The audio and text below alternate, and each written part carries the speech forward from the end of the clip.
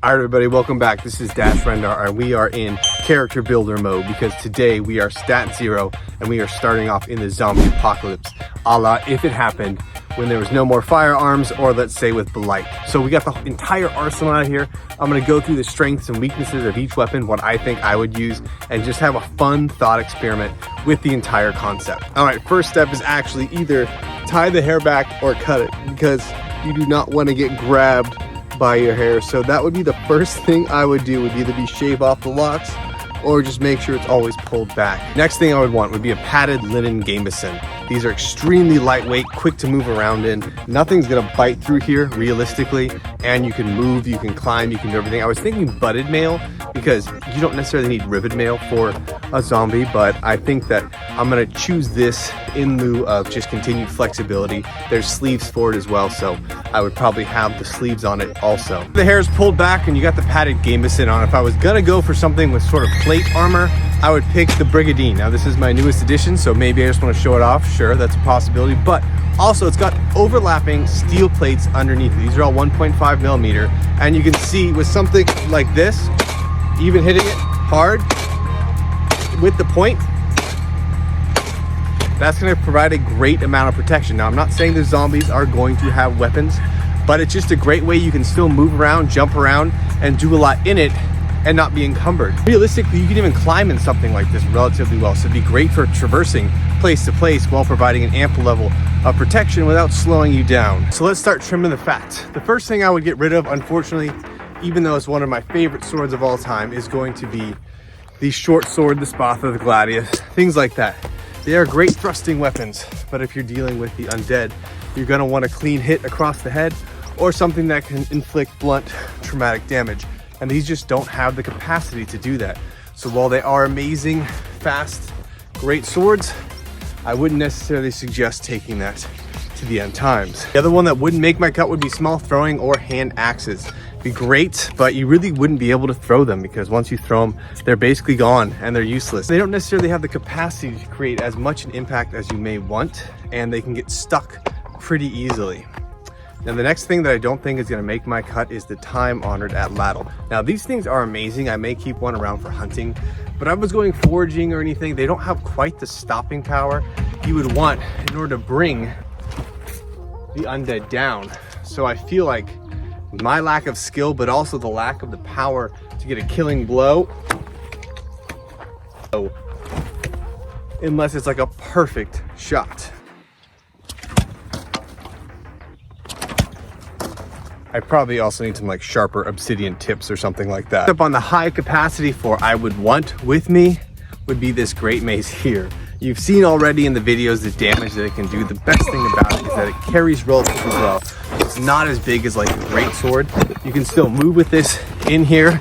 That's probably why I'd want the Brigandine, just to stop it from poking myself in the gut. It's pretty easy to pull out. And the name of the game with this thing too is continued blunt damage over time. You don't need to worry about sharpening it. So that's the other problem with like katanas, hand and a halves, things like that. There's a lot of upkeep you would need to do in order to keep those fresh and ready to go, as opposed to with this thing, all you need is a target. And it's gonna take care of any undead you have coming your way. Continuing on with the passes, I would say a humble spear or a javelin type spear would not be one I would pick highly, unless you had like a boar spear with sides in it. If you stab something through, it's just gonna keep running up towards you. It might get stuck. It's gotta be a kill shot. The throw of it is great. You have good capacity for a decent throw, but again, that's like a one and done thing. So I would say that would be lower tier. I wouldn't say no to it, but I wouldn't carry it out with me if I was going around looking for supplies, because it's just too singular. And once it gets stuck in there, if they get stuck and start coming towards you, unless you have something to stop them from coming all the way up, they're gonna find their way to you. So this is gonna go in the maybe pile. I think part of it is just because I love a good hand and a half sword, but I think the only issue with it is that, again, it's gonna need to keep a really sharp edge. It's not a blunt weapon. Now you can use the pommel of it to strike. If you keep it nice and a good edge, you can cut through just about anything. But I feel like the problem is going to be keeping that edge, especially if you keep cutting through hordes of them. If it gets dull, doesn't make it all the way through, you're gonna get that stuck inside of there. So let's say, for example, this wood is like bone, right? If you take a good swing, you're in, you can pull it out, but you may get stuck, especially if they grab onto it, you don't get the kill right away.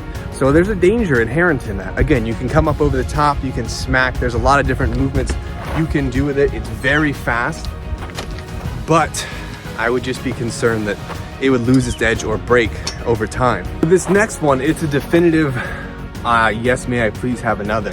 The only problem I see with these is the only thing you really can carry. There's not really a good way to stow them that I can think of. I was trying to figure out a way to like put it through here if I can move with it, and you kind of can, but it's gonna get caught on a lot of stuff as you go around. So you still have that capacity, maybe one that's a little bit shorter. This is a shorter poleaxe anyways, but it's got such good versatility. Got the undead coming, you got yourself, they come over the top, they come in, got the back of it, you can bring that into. You got the back end of it that can be used for blunt damage. You got the front part here that can cut. You got this part that works as a great spear thrust, keep them at bay as you go. You have the back here, which can be used to come around the side, and it's not a slow weapon. You may think it's slow and unwieldy, but I feel like they are quick. You can move them relatively well if you have the right movements, formations. You don't have to worry about blocking or counters. You can take wide swinging arcs and just put some massive damage out there. For that, I feel this would definitely be one I would want to have along with me. And I think I would take the little bit of inconvenient stuff in it right here just to be able to have such a great versatile weapon along for the ride. And then when it comes to range, you know darn well I'm going to stick with the warbow. Now I do love the new horsebow that I have, but the one thing that I really like about the warbows is the arrow. The reason I say that is because they are large, half-inch ash shafts. So if someone comes in close to you, these can be used as a spear, basically. If someone comes in, I know we've seen it in Lord of the Rings, Legolas, when he thrusts forward, then goes and fires the arrow.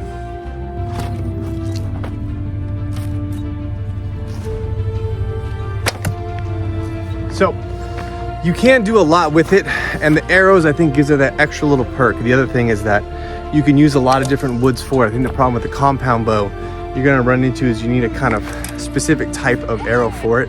You can't necessarily just make wood. A lot of these things, you know, just dows as long as it's heavy enough.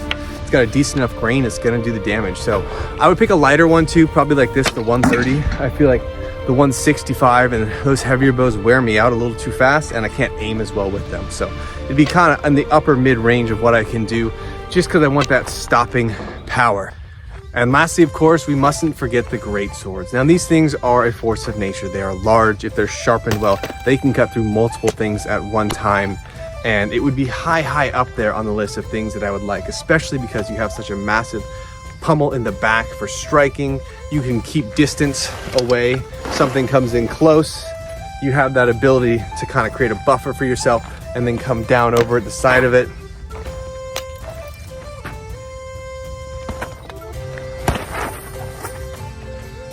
Can be choked up really well also, so you have different angle points, slashes in here.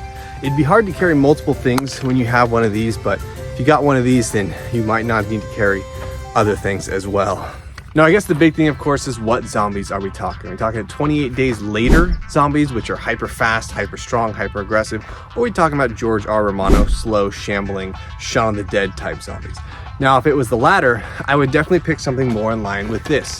Just do massive damage, crowd control, not necessarily worried as much about them sneaking up behind. If it was the 28 days later, I think the only thing I'd probably carry would be something like this, like an arming dagger. Because reality, once they spot you, you're basically toast. So I'd want to do it as quietly as possible. Think about it like clickers, right, in The Last of Us. I wouldn't necessarily want the attention, because once they swarm, you're done, no matter how great you are, what your weapons are. You'd want to be something that you can move quietly with, stealthily, get what you need to be done, put it back away, and keep moving. So I think that would be the biggest thing. And in that case too, I'd still take a bow with me. I'd probably still want like a war bow, but none of the other stuff I would be comfortable wielding around, because it would just be right up on you. All right, everybody, that's the video. I hope you enjoyed it. This was kind of a fun offshoot one, and it was one of my favorites to film because I literally got to get the whole inventory out here and just play around for like an hour and a half. So I hope you enjoy it as much as I did. So thanks again for following along. I'm trying to do more longer form stuff because I feel like that's much more engaging, that's fun to do with people, and I think it gets more comments and more people who follow me along actually engage with that. So I'm gonna try and keep shifting to that. I'll throw some shorts out there here and there just for the people who don't watch the long form stuff. But again, it's been a ton of fun, and I wanna thank all of you who followed along and liked the videos and are just nerding out and having a great time.